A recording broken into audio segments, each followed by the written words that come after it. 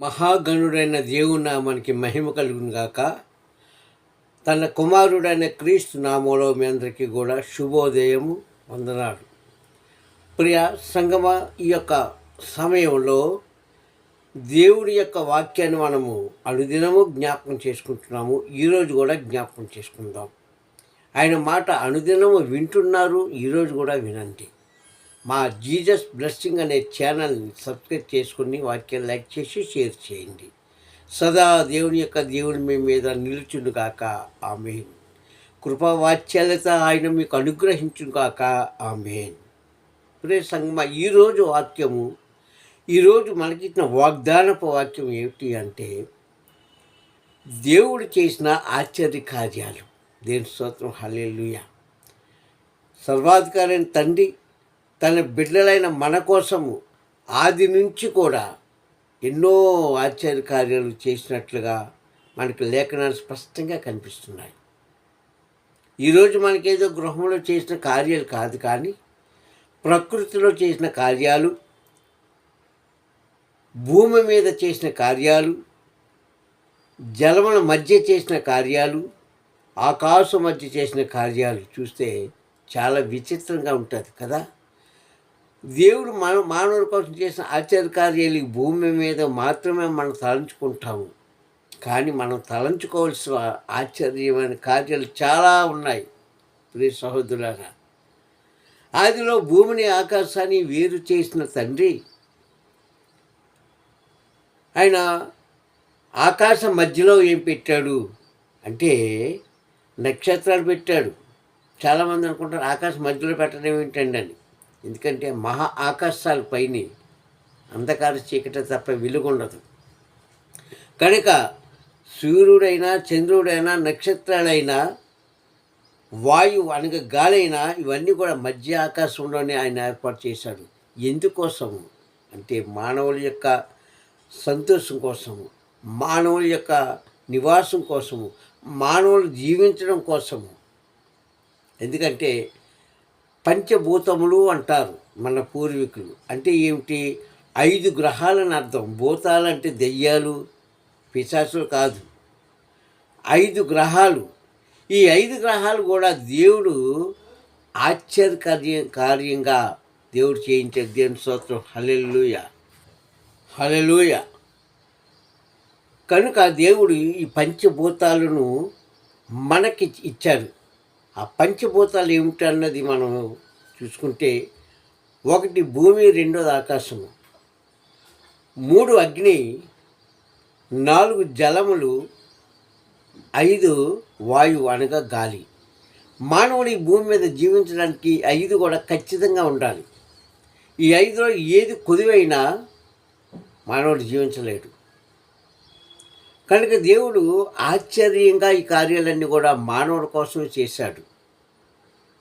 జంతువులని అరణ్యంలో పుట్టించింది మనిషి కోసము, వృక్షాలను పుట్టించింది మనిషి కోసము, వాటికి మంచి ఫలములను ఫలింపజేసింది మనిషి కోసము. ఇలా చెప్పుకుంటూ పోతే ప్రతీది కూడా మనిషి కోసమే దేవుడు ఆశ్చర్యంగా కార్యం చేశాడు. దేవుని స్తోత్రం, హల్లెలూయా. ఆనాడు దేవుడు అవన్నీ చేయబట్టే ఈరోజు దాన్నే మనం తిరిగి తిప్పు చేస్తున్నాము. మనం ఏమనుకుంటామంటే, ఒక పెరట్లో మనకు పనికొచ్చే ఒక ఫలం చెట్టు వేసామనుకుంటే, అది ఏదైనా కావచ్చు, జామ చెట్టు, కొబ్బరి చెట్టు, లేకుంటే మరొకటి ఏదైనా కావచ్చు, తినే ఫలము.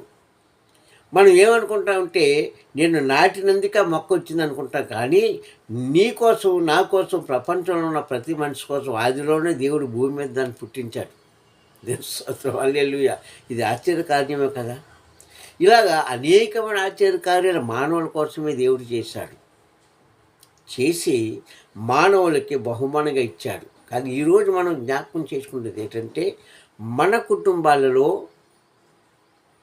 మీ జీవితాల్లో చేసిన కార్యాలే ఆశ్చర్య కార్యాలు అనుకుంటారే, కానీ దేవుడు తండ్రిని యెహోవా ఆది నుంచి ఎప్పటి వరకు కూడా అనేకమైన కార్యాలు చేస్తూనే ఉన్నాడు. దేవుని స్తోత్రం, హల్లెలూయా.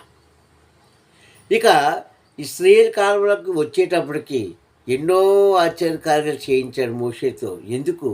తన ప్రజలని ఇశ్రాయేలు ప్రజలు కష్టంలో ఉండకున్నట్లు, తన ప్రజలని ఇశ్రాయేలు ప్రజలు నష్టపోకుండా, వారు మూర్ఖత్వంగా ఉండకుండా, వారి కన్నీళ్ళు అనే పానం తాగకుండా ఉండాలి అంటే మోషేని పంపించి అనేకమైన ఆశ్చర్యకార్యాలు ఎన్నో చేశాడు. ఎందుకోసమో తెలుసా? మన కోసమే. దేని స్తోత్రం, హల్లెలూయా. ఇంచుమించుగా 3వ అధ్యాయం మొదలుకొని నిర్గమాకాండము 14వ అధ్యాయం వరకు చూస్తే అక్కడ మనకి ఎన్నో దేవుడు మానవుల కోసం చేసిన, అంటే మన పూర్వీకుల కోసం చేసిన ఆశ్చర్య కార్యాలు అనేకమైనవి బయటపడతాయి. 1, 2 కాదండి. ఆయన చేసిన కార్యాలు రాయడానికి ఈ భూమి సరిపోదని మన పూర్వీకులు అంటూ ఉంటారు. అలాంటి కార్యాలు మానవుని కోసం చేస్తే ఈరోజు నీవే కార్యం చేస్తున్నావు దేవుడి కోసము? కనీసం నీ హృదయపూర్వకంగా ప్రార్థన చేయగలుగుతున్నావా? నీ హృదయపూర్వకంగా నైవేద్యము ఇవ్వగలుగుతున్నావా, పెట్టగలుగుతున్నావా? నీ హృదయపూర్వకంగా ఆయనను అంగీకరిస్తున్నావా? నీవు చేసిన కార్యాలు ఏమున్నాయి? మనిషి చేసే కార్యాలు ఏమున్నాయి? ఎప్పుడు కూడా దేవుడు నా పట్ల కార్యాలు చేయాలని చూస్తున్నామే కానీ నీవు చేసింది ఏంటి? అనేకమైన కార్యాలు చేయించాడు మోషేతో. మానవుడికి అసాధ్యమైనది కార్యం చేయించాడు. ఏంటో తెలుసు? అది సముద్రాన్ని పాయలు చేయడం. సముద్రాన్ని మానవుడు ఎక్కడైనా 2 పాయలుగా 2 ముక్కలుగా చేయగలడా? దేవుడు చేయించాడు. ఎందుకో తెలుసా? తన ప్రజలైన ఇశ్రాయేలు ప్రజలు వారు బ్రతకాలని ఆశ్చర్యకార్యాలు చేశాడు. అలాగే యెహోషువకి కూడా కార్యాలు చేయించాడు ఈ ప్రజల కోసమే. ఏం చేయించాడు ఆయన? ఆకాశంలో ఉన్న ఆ నక్షత్రాలను ఆపాడు. అంటే ఏంటి? సూర్యచంద్రులను నిలపగలిగే శక్తి ఇచ్చాడు. అలాగే ఆకాశం నుంచి కురిసే వర్షాన్ని నిలపగలిగే శక్తి ఏలీకిచ్చాడు. ప్రియ సహోదరులారా, ఇవన్నీ మనం తలంచుకుంటే అసలు మనం ఏం చేస్తున్నామని దేవుడి కోసం ఇప్పటికీ కూడా ఆయన ఆశ్చర్య కార్యాలు చేస్తూనే ఉన్నాడు. ఇంకా మనకు తృప్తి లేదు సరికదా. తిరిగి మనం చేసే ప్రార్థన ఏంటంటే, ప్రభా నాయందు నీవు శుద్ధ మనస్కుడివై, ఎవరో దేవుడు, నాయందు నీవు శుద్ధ మనస్కుడివై. మన మనసు ఎలా ఉన్నా పర్వాలేదు, మన మనసు మలినం అయిపోయినా పర్వాలేదు, మన మనసు మోసకరంగా ఉన్నా పర్వాలేదు, కానీ దేవుడి మనసు మాత్రం శుద్ధ మనసే ఉండాలంట. ఇది ప్రార్థన ఈరోజు.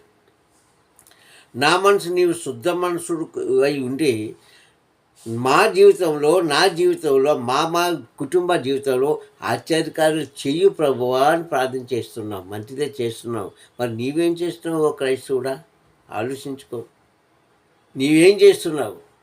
హృదయపూర్వకంగా ఆయనను ఆరాధిస్తున్నావా? ఆరాధించగలుగుతున్నావా? స్తుతిస్తున్నావా? ప్రతి గానాలతో ఆయనను సంతోషపరుస్తున్నావా?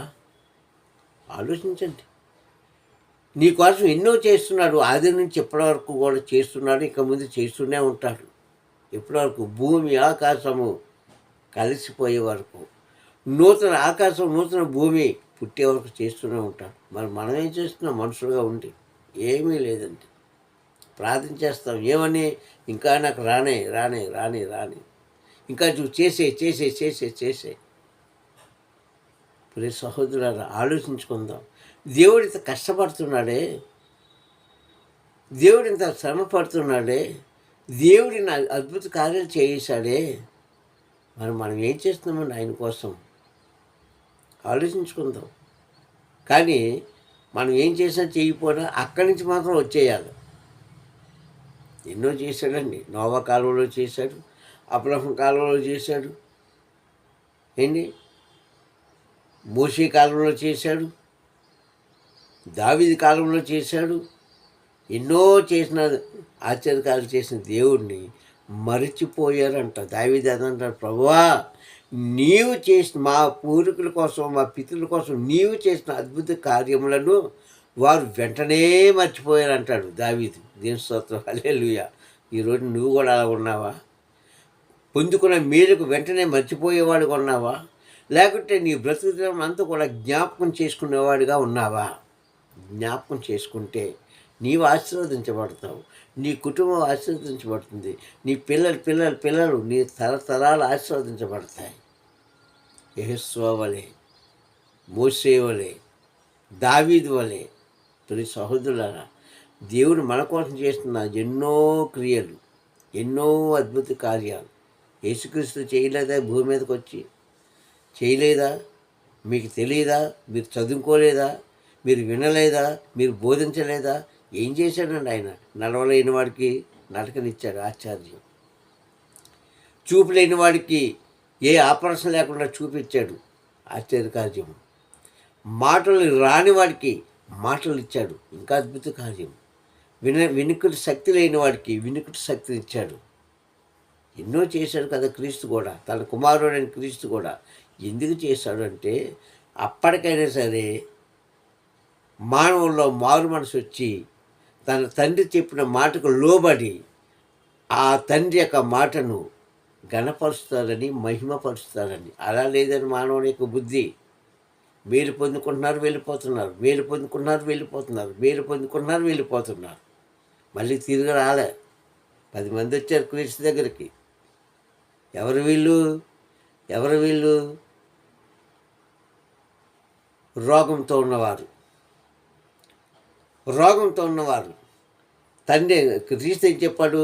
ఆ దూరంగా కనిపిస్తున్న నదిలో స్నానం చేసి రండి అయ్యా అంటే, స్నానం చేసి వచ్చి బయటకు వచ్చి తిరుగు ప్రయాణం పెట్టారు 10 మంది కూడా.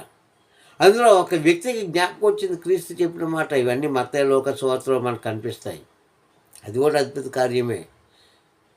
ఆ వ్యక్తి వెనక్కి ఆలోచించుకొని, అయ్యో నన్ను స్వస్థపరిచిన బోధకుడు రమ్మన్నాడే అని తిరిగి ప్రయాణమై క్రీస్తు దగ్గరికి వచ్చాడు. అప్పుడు అడుగుతాడు క్రీస్తు, మిగిలిన 90 ఏరంటే, బోధకుడా వారు వెళ్ళిపోయారయ్యా, నువ్వు రమ్మన్నా మాట నాకు జ్ఞాపకం వచ్చి నేను వచ్చాను. వెళ్ళిపోయిన వారు క్రైస్తవులు, వచ్చినవాడు అన్యుడు.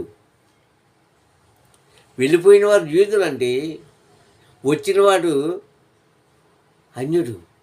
అప్పుడు అంటాడు, వాడు సదాకాలము ఆ రోగంతో ఉండును కాక అంటాడు. దేవుని స్తోత్రం, హల్లెలూయా. దేవుడు చెప్పిన మాట మనం వినకపోతే, దేవుడు పనిష్మెంట్ ఇచ్చాడంటే ఆ పనిష్మెంట్ తిరిగి మళ్ళా మనం తొలగించుకోలేము.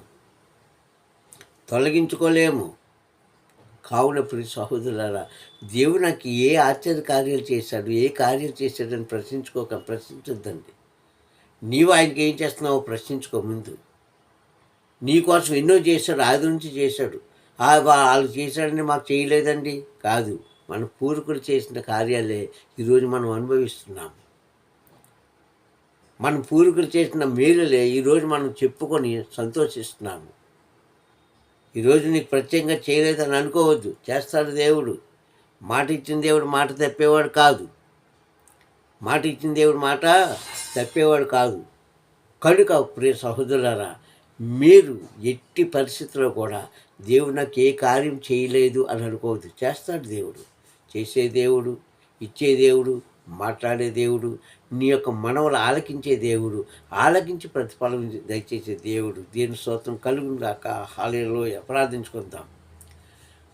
ప్రేమ స్వరూపి దయగలనైనా నీకు వందనములు. ఇదిగో తండ్రి, ఆది నుంచి మా నిమిత్తం చేసిన అనేకమైన ఆశ్చర్య కార్యాలు మేము పొందుకుంటూ కూడా అయ్యా తండ్రి నిన్ను వెంబడించలేకపోతున్నాం మేము. అయ్యా శుద్ధ మనసు కలిగించండి మాకు, జ్ఞానం కలిగించండి మాకు, ఆలోచన కలిగించండి మాకు. అయ్యా నీ మాట విని అయ్యా నీ ఆశ్చర్య కార్యాలు ఈ భూమి మీద బ్రతుకున్నంత కాలం కూడా ప్రకటించే భాగ్యం కలుగు చేసి మహిమ పొందుకుంటామని వాక్యం బిడ్డలందరికీ కూడా తండ్రి యేసయ్యా నీ దీవెనలు నీ కృపయు అందిస్తామని క్రీస్తు నామములో ప్రార్థన అడుగుతున్నాను పరమ తండ్రి. ఆమేన్, ఆమేన్, ఆమేన్. మీ అందరికీ మరొకసారి ప్రభునామములో వందనాలు. సర్వాధికారి తండ్రి మేము దీవించును గాక. Praise lord.